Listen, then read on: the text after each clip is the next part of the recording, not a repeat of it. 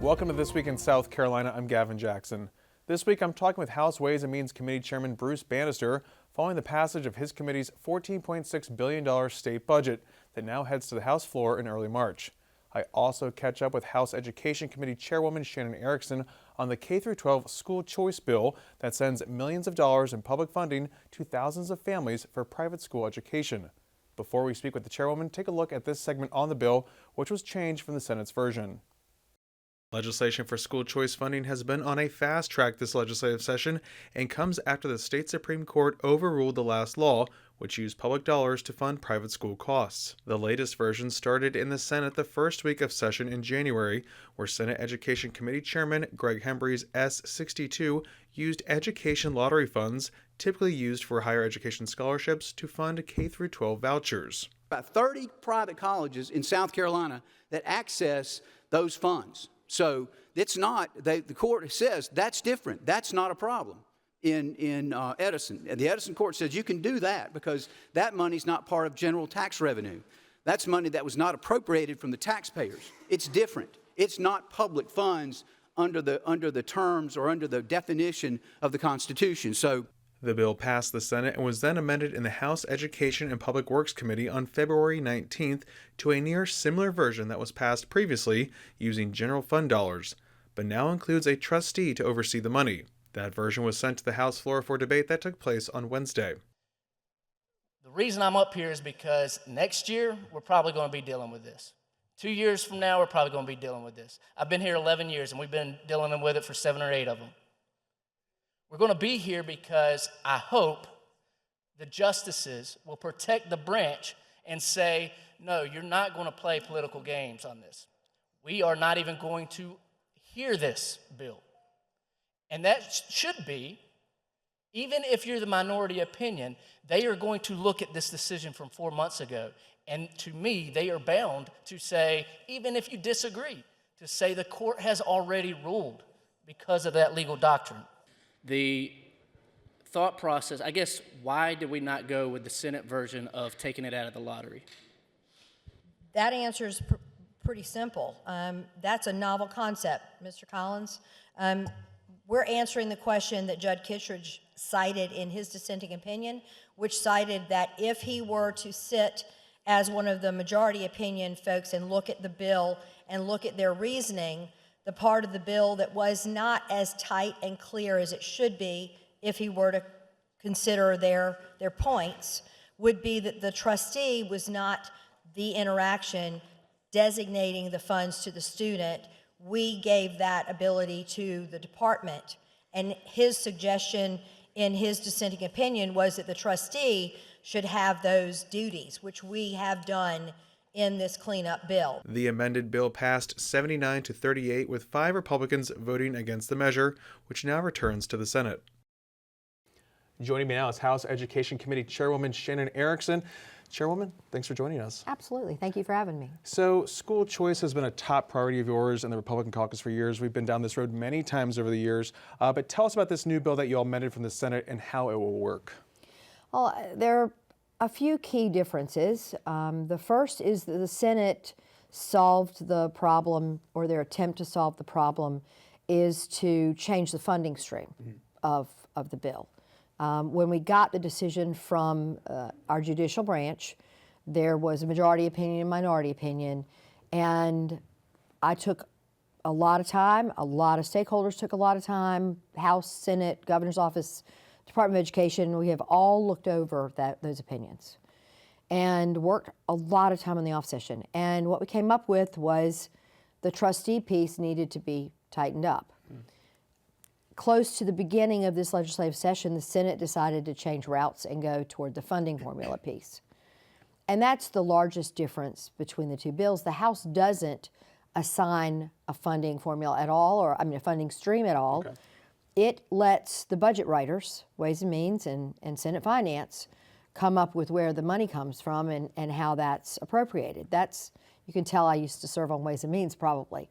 I believe in that process. It's heavily vetted. We have, thanks to our forefathers, the requirement of a balanced budget every year. That's the appropriate way to go about where those funds go. Our job in the House, we saw, was to fine-tune the trustee part on how the money flowed to the students, to the actual eligible child, not to any type of programs or schools or tutor or anything. The actual child is the eligible South Carolina taxpayer, very similar to the way we give higher ed scholarships and our 4K scholarships. So they get $6,000, 10,000 students getting $6,000 Yep, that they we're can at use the- towards Tuition, resources. books, computers, tutoring, even transportation. I mean, when you say that then, but so having a trustee oversee this money, how is that different than saying, I mean, that's still public money. How does that trustee make it less public? How does that beat the Supreme Court decision? The Kittredge part of it said that we left too many details of the trustee's decision on eligible children and allocating funds to the department. Okay. And that was really where it hinged. The department is a public entity. A trustee is looking after a specific eligible child. Yeah. Now that takes it to the person in the state that is eligible for funding for their public education. That's, I think, where words are twisted too. Okay. We do have the responsibility of education, but it's educating the public, not a particular program. That's where I think the situation needs to go. So then do you think that this will pass the state Supreme Court? Should it go back like it's likely, I think, to go back? And I mean, if not, why not maybe just go with what the Senate did with those lottery funds, or do tax credits, or do a constitutional amendment to change the Constitution, which says don't use public dollars for private education? I mean, I think those are all options. Okay. What our focus has been on the House side is to make the main thing the main thing. And each time that we've taken this bill and had it considered, we have fine-tuned the piece that we were told by either courts or a system that wasn't working. To introduce a different funding stream adds, in the legal term, a novel issue, something that has not yet been decided and not been heard. And I've searched. There's no record of those lottery funds ever being cleared by the courts as not being public funds. Mm-hmm. I personally think they're probably public funds when they go into our treasury. And so then we would have to start all over with whatever that issue was that was named before, because we brought in something brand new to discuss. So you really want to make sure that if this goes back to the Supreme Court, either if it works or it doesn't work, at least I'll will have be, the answer, and this one will be done. Gotcha. And So- that's the goal. So that being said, I mean, is that likely to happen in your opinion, that this will go back to the courts? Oh, I fully expect someone to challenge it. The NEA challenged it last time, and I expect that happens again. And that's the way the system works. Sure. I mean, we actually learn through the process. That's why we have the different branches of government. What is the need for school choice in your opinion? Why do we need to send this money to other schools, other We've got students? so many children that don't fit into the traditional public classroom. I had 2 children raised in the same household. Both learned differently. Both had different needs. I was blessed that my husband and I could work and figure out a way to make that happen. But there are families in South Carolina that do not have that option. And again, if I read the Constitution of guaranteeing the public education, not guaranteeing public education, get the difference, that all children should have the best fit for their education model. I mean, as a teacher, I can tell you, we look for the least restrictive environment, the best place to accommodate those children's needs. And that shouldn't happen with a child that just has a specific individual education plan, an IEP. It should happen for all children if we can accommodate those. And the choices are truly the parent on where they need to decide what works for their child. I'm a former public school teacher. I am very supportive of our public school system. I believe we have great public schools.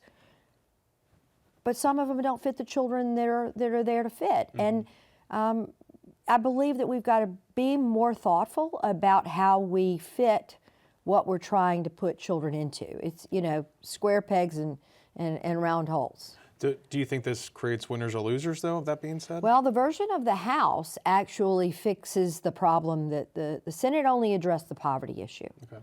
We actually included children who are in foster care and under DSS care at the time. Those children are vulnerable and they need the best environment we can give them. It addresses children who are active duty military dependents. Those children come in and quite often they've don't have any other school choice options because the window's closed or things like that. This would give them an opportunity to be in a different place.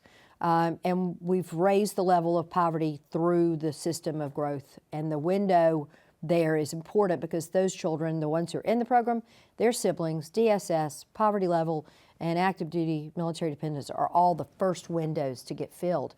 So as the General Assembly appropriates funds, those would be the children who get those services first. And we have about 3 minutes left, and I want to ask you, this is going back to the Senate. Obviously, they're not going to agree with your term, so it's going to be a conference committee, obviously. So do you want to see that conference committee move as fast as possible to get this off to the Supreme Court? Well, I'm not going to say obviously they won't. you know, they have the option, and it's a Senate Sure. bill. If I go back to last session, I actually accepted what they sent to us, even though I didn't consider it perfect.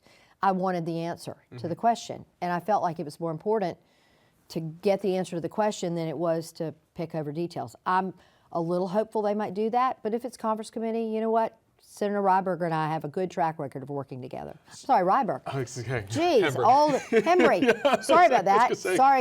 Sorry to my Greg friends. Hembry. But Chairwoman, when we look at other states that have passed this, including Iowa, we saw data from the Iowa Department of Education shows that in the first 2 years since they passed Iowa's voucher bill, 36 new private schools opened, 16 public schools closed. The program is now costing $360 million. Are there any assurances that we won't see this program right now swell to that level? I mean, we're talking about $30 million, now we're at $45 million, 60, 90. I mean, how do you see this going? Most states run about 10% of their population wanting a school choice option.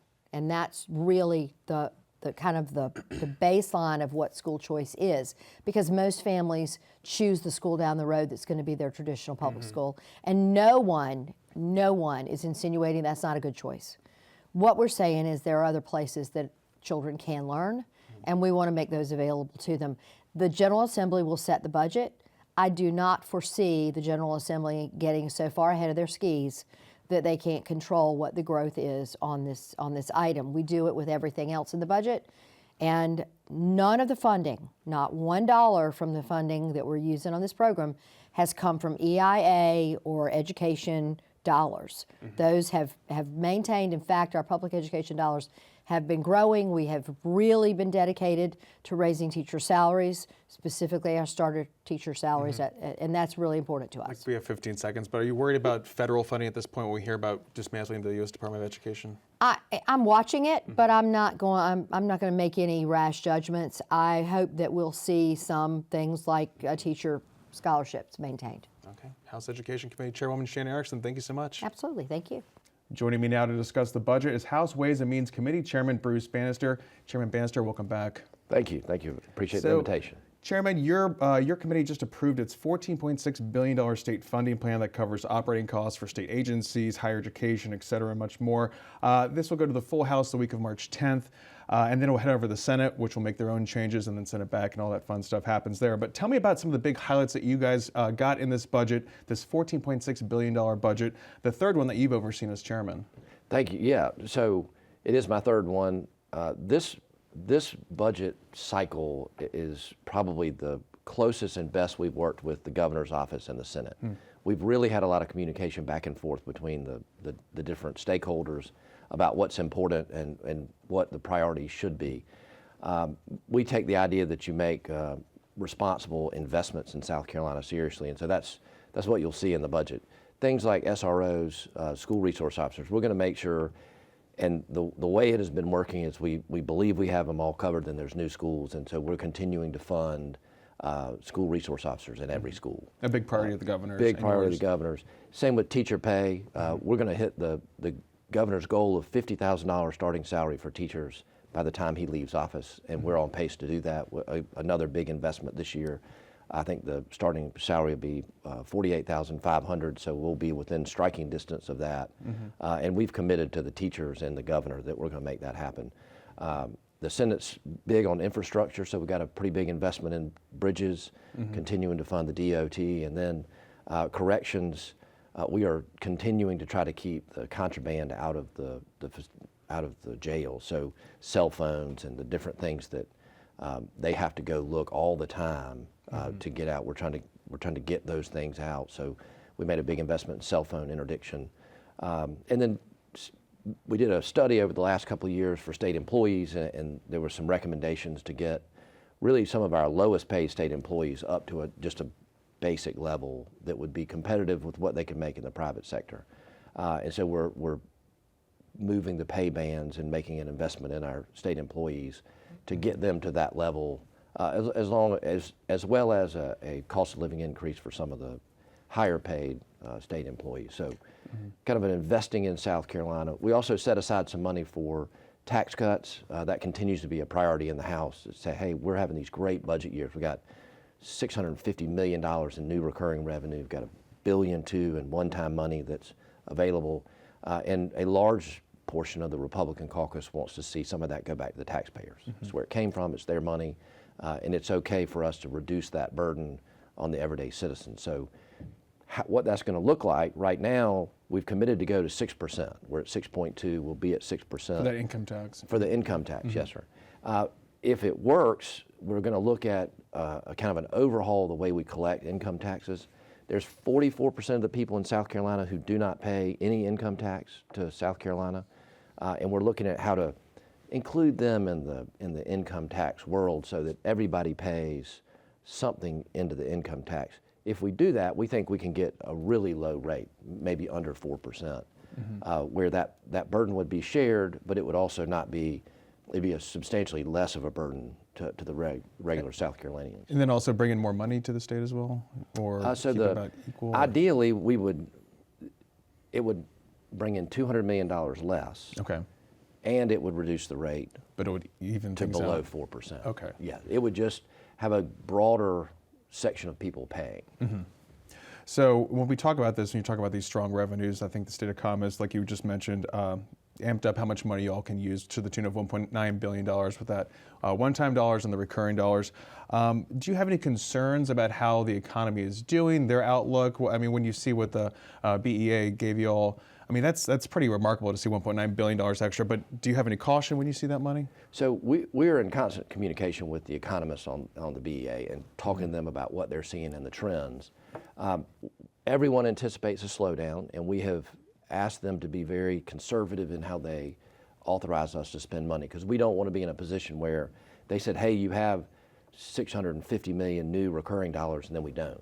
We don't want to make any promises we can't keep, or that we have to break when the economy goes down. So they have been very conservative thus far, which is one of the reasons we have a large one-time money available. The non-recurring dollars is basically money we didn't spend last year.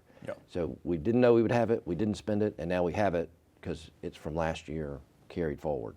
So when we look at that, we feel like that's a good cushion, and it makes us more confident that the BEA is being conservative and making good projections of where we'll be. Yeah, and a lot of that money, too, that $1.2 billion one-time money, like you said, that's a lot for capital investment, deferred maintenance, things like that. But everyone's always competing for those recurring dollars. And when we talk about that, we're talking about the teacher pay increases that you mentioned earlier. The governor wants $50,000 for the starting teacher pay. How come not just go to the full 50? I know you're saying you're on track. You're doing a lot of incremental stuff as you've been doing this as chairman. But why not just go full $50,000 for the starting teacher pay? So it's about a $100 million expense out of the recurring budget. To go to the full 50 would be closer to $200 million. If you look at the pot of $600 million in recurring dollars and you want to do a tax cut, and then you do $200 million for the teacher pay, then you do sort of tighten up what's available in the recurring pot to meet those other needs. You know, $100 million for the state employee health insurance, another $100 million for our Medicaid match. So all of a sudden you have no recurring dollars for anyone else. Not that we don't want to get there, and at the end of the budget process, we may be there. And that, this is the very beginning. And it's early in the projection world, so we'll find out more about what to expect in the budget as we get closer to the end of the session. So really the H1 is what we call it, the first version of the House budget. We are at the very beginning of the game of what the budget's going to look like. The Senate will take ours, they will change everything. And then they'll send it back and we'll have what's H2, was the second version of the House budget. So things like that, like if there was enough recurring revenue to get that teacher pay to $50,000, we would do that. But we're also very much, we set a plan to be at $50,000 when the governor in his last year. We are on track to do that. And while it'd be nice to go ahead and get it done, I'm not sure the caucus would give up the tax cuts for Sure. the citizens in exchange for that. So Yeah. it's really a balance. What we're doing is balancing those interests, keeping our promises, but we don't have to speed it up to break other promises. And when we talk about education, we also look at the education voucher bill that just got passed through the House, was passed through the Senate too, the Yes, K sir. through 12 spending there. That would provide 10,000 students with about $6,000 in funding for the next school year. And then that would go to 15,000 students to $6,000 for the year after that. That breaks down to $60 million to $90 million. When we look at that, and that's of course if the state Supreme Court upholds that bill, Correct. that law, where does that money come from? Does it come from other priorities? How do you find $60, $90 million in the budget? So we've set aside $45 million in our budget this year. Okay. So it's there. It's part of that new money that we've set aside and said, hey, this is something we think is important. The Senate funded it out of the lottery proceeds. So they did $90 million, but they did basically all the lottery proceeds would go into that. So we're working through where the money comes from, but it will come out of the general fund. It'll be a budget expense. Does it take any money already allocated for public education or could have gone towards public education budget will go up again, and we're going to get there on the teacher pay. We're funding the other things that the school needs. So they'll have what they had last year. They'll have additional new dollars this year, and the voucher money will come from another part of the budget. So when we look at the Senate plan, they were talking about lottery funds, which obviously go to scholarships in higher education, and now we're talking about public funds going from the general fund. Do you think there's another way to do this when it comes to preferred way of funding vouchers? I mean, what about tax credits? Did you have anything that you preferred over any other plan? So the caucus is committed to school choice, and this is the way that Ellen Weaver and the caucus believes is the best way to encourage parents to be engaged in their children's educational choice. There are lots of different ways to do it. You could do it 100 different ways. This is just the path that we're looking to see if the Supreme Court approves it and this is a viable option, then it's a good way to do it. Chairman, we have about 3 minutes left, and we already talked a little bit about tax relief, but I want to ask you more when it comes to what people ask you, maybe when it comes to, hey, can we get rid of the income tax in the state? We're talking about getting down to 6% for the income tax, possibly lower than that depending on what we see, but what do you tell people when they say, hey, why don't we just get rid of the income tax and just switch that out to something else? Most of the folks who want to go to zero don't have a plan. They're not willing to go to 13-cent sales tax. They don't want to tax electricity or services. They want to keep it just like it is and cut what is in essence $9 billion out of the budget.